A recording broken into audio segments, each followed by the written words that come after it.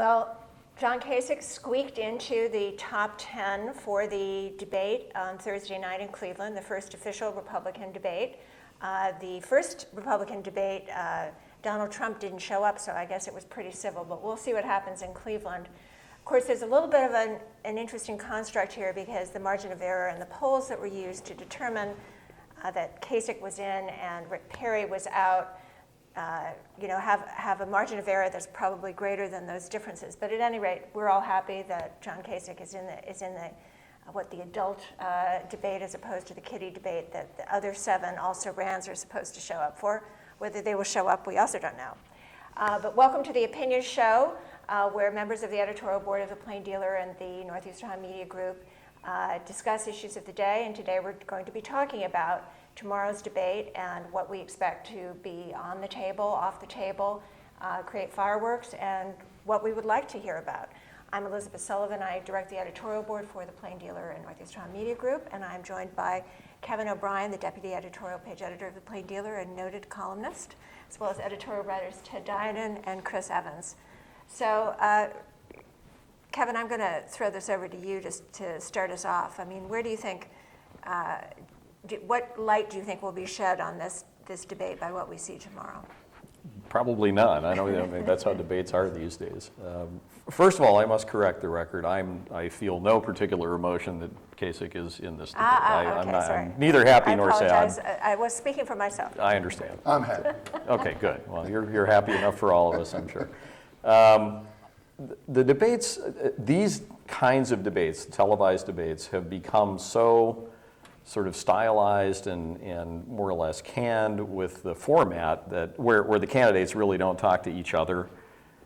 And I wish they were able to do that. And I understand also that the demands of television make that impossible because you can't have a disorganized mess up there for a couple of hours and expect people to stay with it, although they might. I don't know. Depends on how the disorganization goes.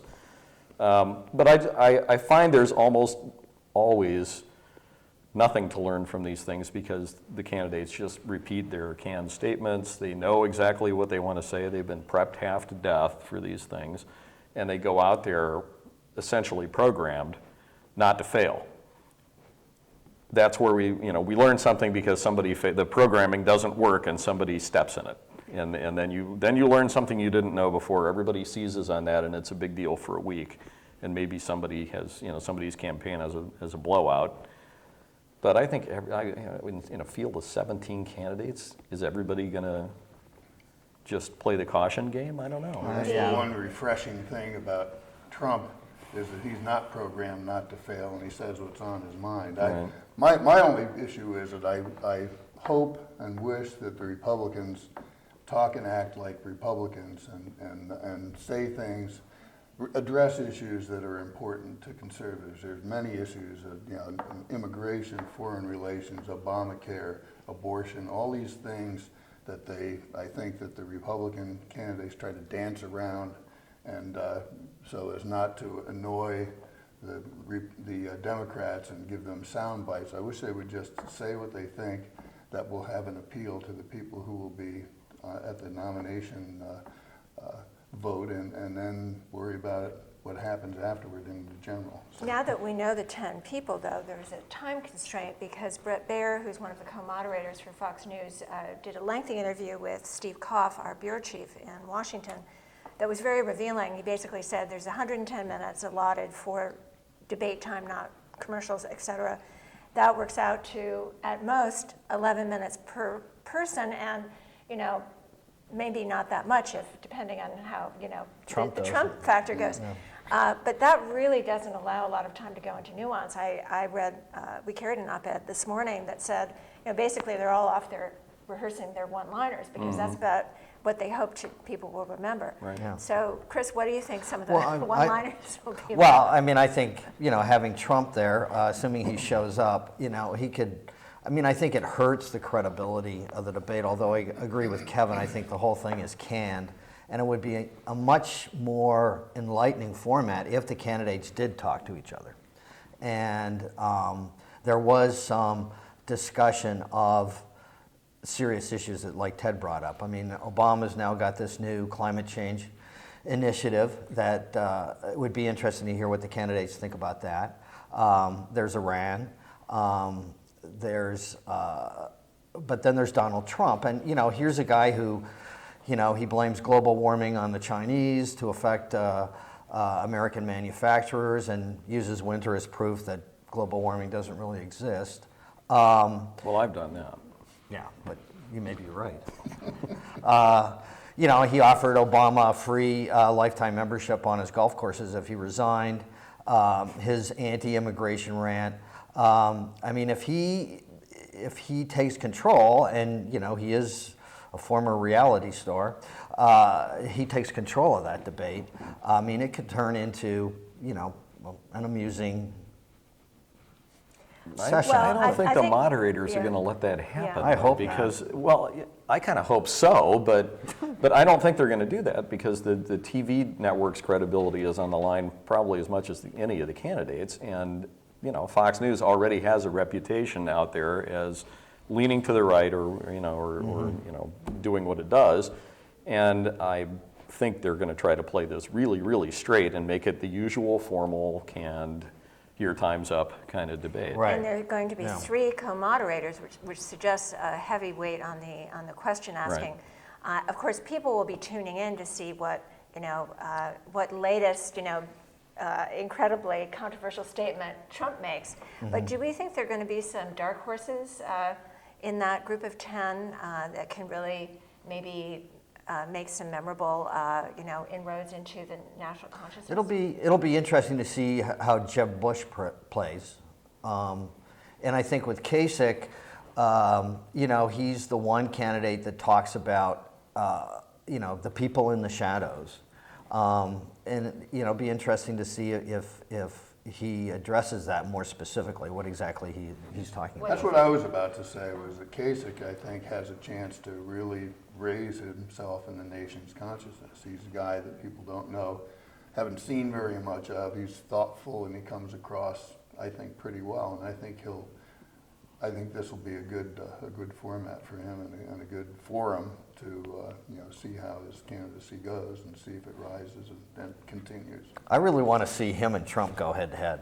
I think that would be worth the price of admission. Well, it could happen, I think. Kasich will go into this with the advantage of being a guy who really, really, really likes to talk off the cuff.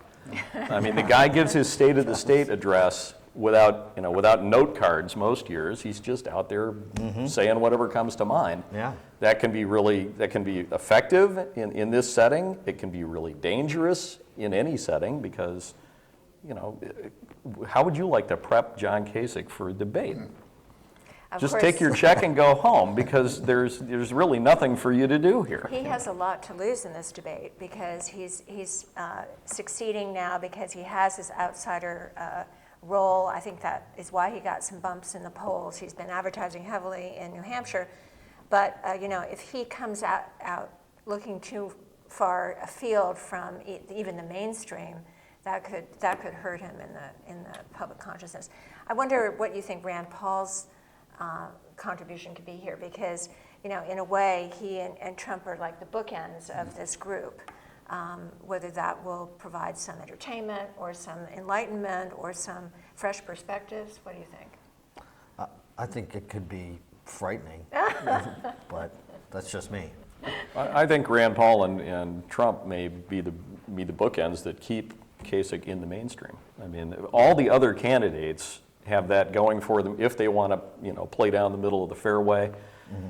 They've got these guys who are, Paul's going to take the libertarian slant on things that he still does that with.